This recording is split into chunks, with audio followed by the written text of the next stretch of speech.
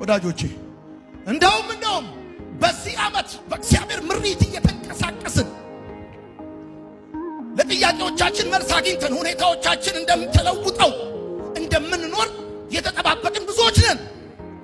2015 ዓመተ ምህረት ሲገባ በትንቢታዊ ቃል ታጅቦ በአዳር ፕሮግራም ደምቆ በብዙ መዝሙርና ቃል የተነገረን ብዙዎች ነን። እዚህ ብቻ ሳይሆን በሚዲያም በተለያየ ቦታ እና አንድ ኤክስፔክቴሽን ነበረን በዚህ ዓመት እግዚአብሔር ለጥያቄያችን መልስ እንደሚሰጥና ሁኔታዎቻችን እንደሚቀያየሩ።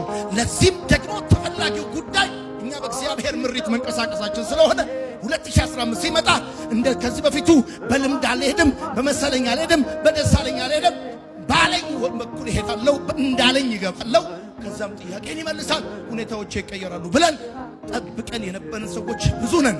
ይሄው አሁን 8ኛው ወር ገብቶ 9ኛው ወር ሊመጣ ነው። ሁሉ ነገር ዝም ብሏል።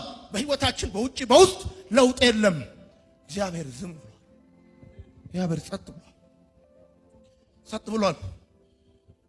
አጠገባችን ይመጣና አጠገባችን ላሉ ሰዎች እኛ ሰፈር አድራሻችን ድረስ መጥቶ ቀጥሎ ላለው ቁጥር ነግሮ ይሄዳል።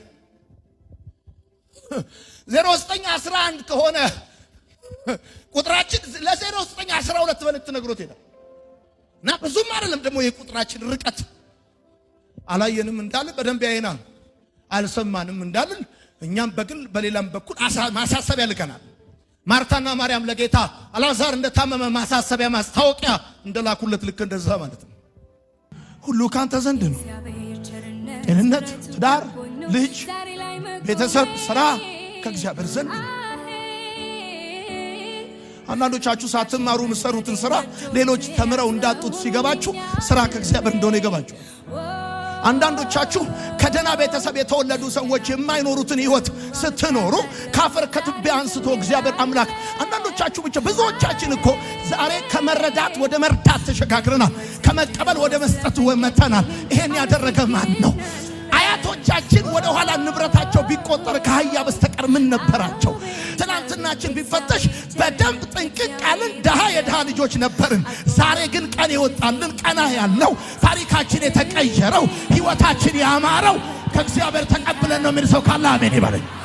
በደንብ አድርገ አሜን በል። ሳመልከው እጅግ ደስ ይለኛል፣ ሳከብረው እጅግ ደስ ይለኛል። ዮሴፍን ወዲያው ሊያከብረው ይችል ነበር። አብርሃምን ወዲያው ሊያበዛው ይችል ነበር። ወዲያው ለሐና ልጅ ሊሰጣት ይችል ነበር። ወዲያው የነሲድራቅንም እሳት ማጥፋት ይችል ነበር።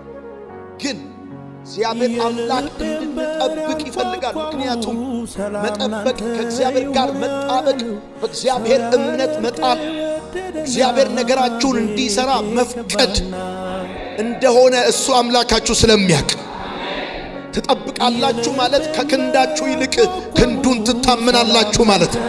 ትጠብቃላችሁ ማለት ከራሳችሁ ይልቅ እሱን ታምናላችሁ ማለት ነው።